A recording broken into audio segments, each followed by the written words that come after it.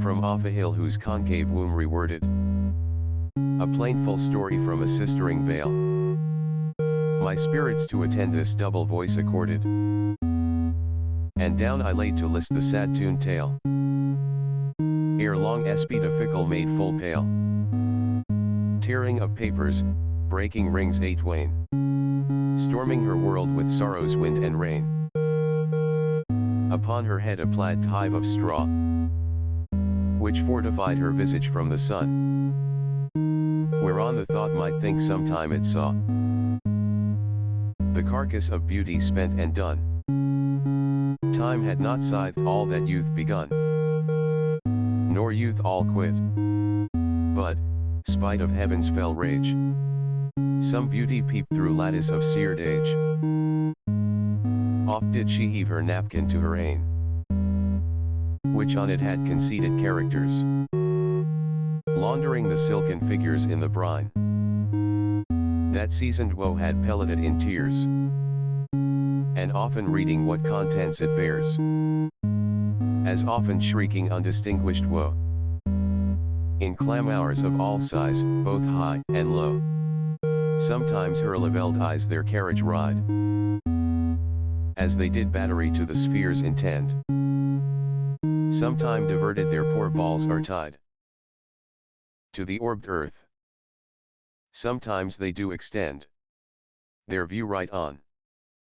Anon their gazes lend to every place at once, and, nowhere fixed, the mind and sight distractedly commixed. Her hair, nor loose nor tied in formal plait, proclaimed in her a careless hand of pride. For some, untucked, descended her sheaved hat, hanging her pale and pined cheek beside. Some in her threaten fillet still did bide, and true to bondage would not break from thence. Though slackly braided in loose negligence, 1,000 favors from a mond she drew, of amber, crystal, and of beaded jet, which one by one she in a river threw, upon whose weeping margent she was set, like usury, applying wet to wet, or monarch's hands that let not bounty fall.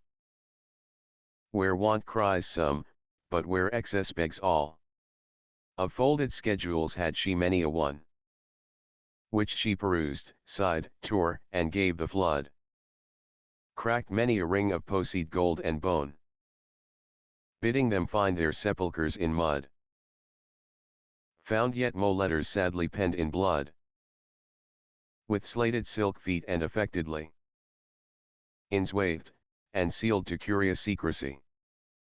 These often bathed she in her fluxive eyes, and often kissed, and often gan to tear.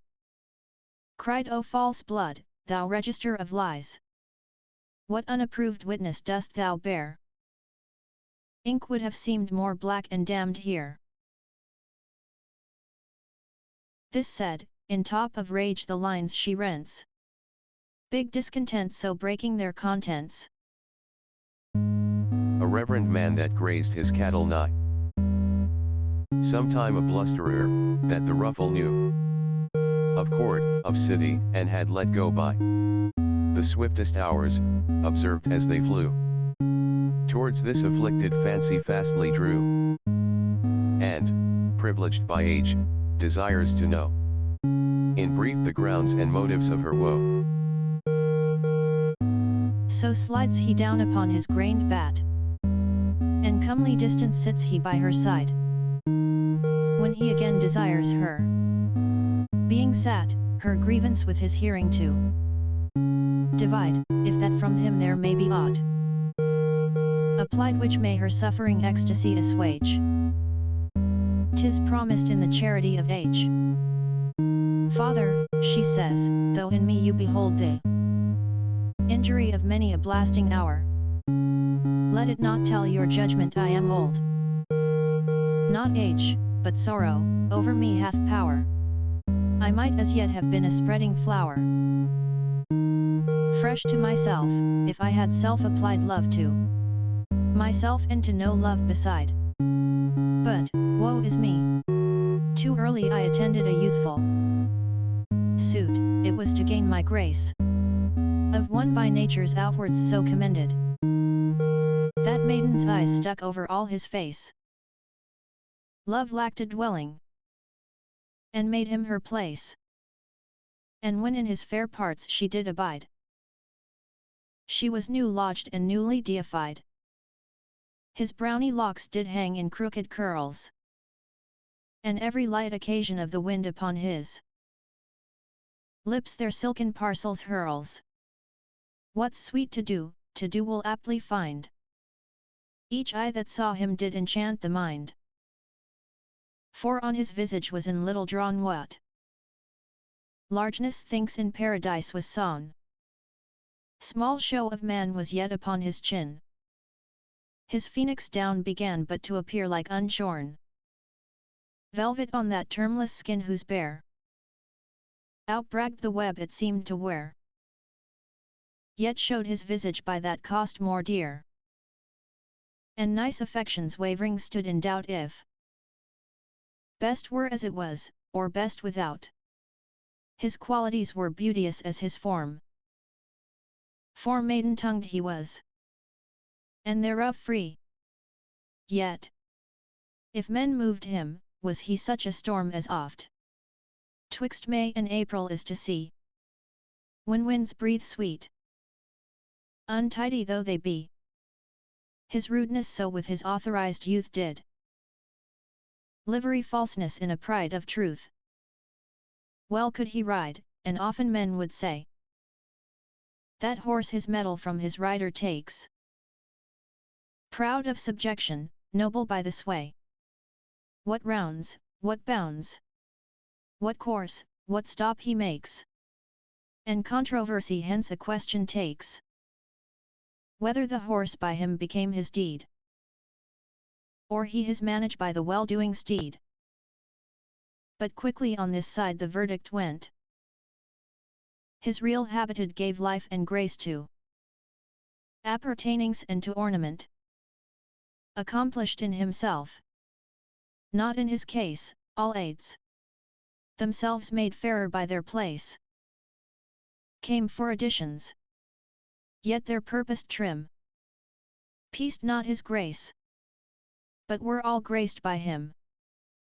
So on the tip of his subduing tongue all kinds of arguments and question deep, all replication prompt, and reason strong, for his advantage still did wake and sleep, to make the weeper laugh. The laugher weep, he had the dialect and different skill, catching all passions in his craft of will, that he did in the general bosom reign of young, of old, and sexes both enchanted to dwell with him in thoughts, or to remain in personal duty, following where he haunted. Consents bewitched, ere he desire have granted, and dialogued for him what he would say, asked their own wills, and made their wills obey. Many there were that did his picture get to serve their eyes, and in it put their mind, like fools that in the imagination set the goodly objects which abroad they find of lands and mansions, theirs in thought assigned, and labouring in mo pleasures to bestow them. Then the true gouty landlord which doth owe them, so many have, that never touched his hand, sweetly supposed them mistress of his heart. My woeful self, that did in freedom stand, and was my own fee simple, not in part, what with his art in youth, and youth in art, threw my affections in his charmed power, reserved the stock and gave him all my flower. Yet did I not, as some my equals did, demand of him, nor being desired yielded, finding myself in honour so forbid, with safest distance I mine honour shielded. Experience for me many bulwarks builded of proofs, new bleeding, which remained the foil of this false jewel, and his amorous spoil. But, ah, whoever shunned by precedent the destined ill she must herself essay? Or forced examples, gainst her own content, to put the bypast perils in her way? Counsel may stop a while what will not stay. For when we rage, advice is often seen by blunting us to make our wits more keen. Nor gives it satisfaction to our blood, that we must curb it upon others' proof. To be forbid the sweets that seem so good, for fear of harms that preach in our behoof. O appetite, from judgment stand aloof. The one a palate hath that needs will taste. Though reason weep, and cry, it is thy last. For further I could say this. Man's untrue, and knew the patterns of his foul beguiling. Heard where his plants in others' orchards grew, saw how deceits were gilded in his smiling. New vows were ever brokers to defiling. Thought characters and words merely but art, and bastards of his foul adulterate heart. And long upon these terms I held my city, till thus he 'gan besiege me. Gentle maid, have of my suffering youth some feeling pity, and be not of my holy vows afraid. That's to yes sworn to none was ever said. For feasts of love I have been called unto, till now did ne'er invite, nor never woo. All my offences that abroad you see are errors of the blood, none of the mind.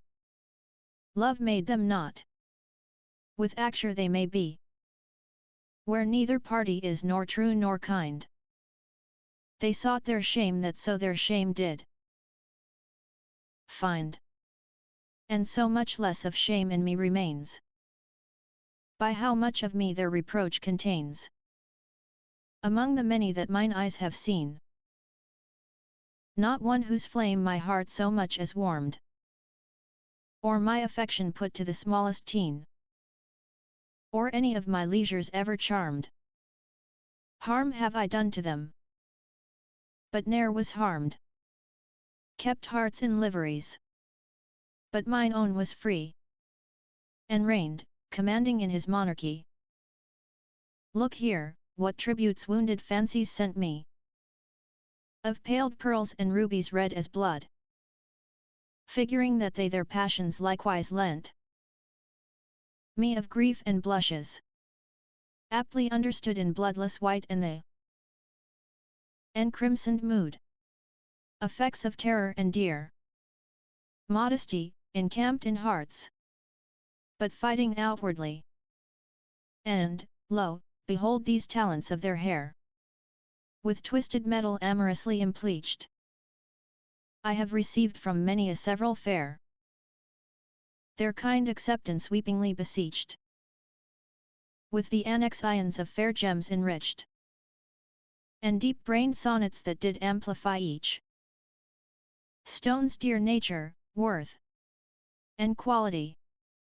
The diamond, why, 'twas beautiful and hard, whereto his envised properties did tend. The deep green emerald, in whose fresh regard weak sights their sickly radiance do amend. The heaven-hued sapphire and the opal blend with objects manifold, each several stone, with wit well bloswond, smiled or made some moan. Lo, all these trophies of affections hot, of pensive and subdued desires the tender nature hath charged me that I hoard them not, but yield them up where I myself must render, that is, to you, my origin and ender. For these, of force, must your oblations be, since I their altar, you on patron me. Oh, then, advance of yours that phraseless hand, whose white weighs down the airy scale of praise. Take all these similes to your own command, hallowed with sighs that burning lungs did raise. What me your minister? For you obeys, works under you. And to your audit comes their distract parcels in combined sums. Lo, this device was sent me from a nun, or sister sanctified, of holiest note, which laid her noble suit in court did shun, whose rarest havings made the blossoms dote. For she was sought by spirits of richest coat, but kept cold distance, and did thence remove, to spend her living in eternal love. But, O my sweet, what labour is it to leave the thing we have not, mastering what not strives, playing the place which did no form receive, playing patient sports in unconstrained gyves? She that her fame so to herself contrives, the scars of battle scapeth by the flight, and makes her absence valiant, not her might. Oh, pardon me, in that my boast is true. The accident which brought me to her eye upon the moment did her force subdue, and now she would the caged cloister fly. Religious love put out religion's eye. Not to be tempted, would she be immured. And now, to tempt, all liberty procured. How mighty then you are! Oh, hear me tell. The broken bosoms that to me belong have emptied all their fountains in my well, and mine I pour your ocean all among. I strong o'er them, and you o'er me being strong, must for your victory us all congest, as compound love to physic your cold breast. My parts had power to charm a sacred nun, who, disciplined, dieted in grace, believed her eyes when they to assail begun, all vows and consecrations giving place, O most potential love! Vow, bond, nor space in thee hath neither sting, not, nor confine, for thou art all, and all things else are thine. When thou impressest, what are precepts worth of stale example? When thou wilt inflame, how coldly those impediments stand forth of wealth, of filial fear, law, kindred, fame. Love's arms are peace, gainst rule, gainst sense, gainst shame, and sweetens in the suffering pangs it bears the aloes of all forces, shocks, and fears. Now all these hearts that do on mine depend, feeling it break, with bleeding groans they pine, and supplicant their sighs to you extend, to leave the battery that you make gainst mine, lending soft audience to my sweet design, and credent soul to that strong bonded oath that shall prefer and undertake my troth.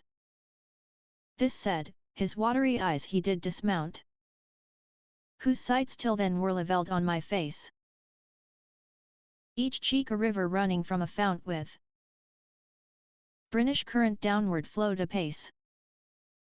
Oh, how the channel to the stream gave grace! Who glazed with crystal gate the glowing roses, that flame through water which their hue encloses. O Father, what a hell of witchcraft lies in the small orb of one particular tear! But with the inundation of the eyes what rocky heart to water will not wear? What breast so cold that is not warmed here? O cleft effect! Cold modesty! Hot wrath, both fire from hence and chill extincture hath. For, lo, his passion, but an art of craft, even there resolved my reason into tears. There my white stole of chastity I daft, shook off my sober guards and civil fears. Appear to him, as he to me appears, all melting, though our drops this difference bore, his poisoned me, and mind did him restore. In him a plenitude of subtle matter, applied to caudals, all strange forms receives. Of burning blushes, or of weeping water, or swooning paleness, and he takes and leaves. In either's aptness, as it best deceives. To blush at speeches rank, to weep at woes, or to turn white and swoon at tragic shows. That not a heart which in his level came could scape the hail of his all-hurting aim. Showing fair nature is both kind and tame, and, veiled in them, did win whom he would maim. Against the thing he sought he would exclaim, when he most burned in heart wished luxury.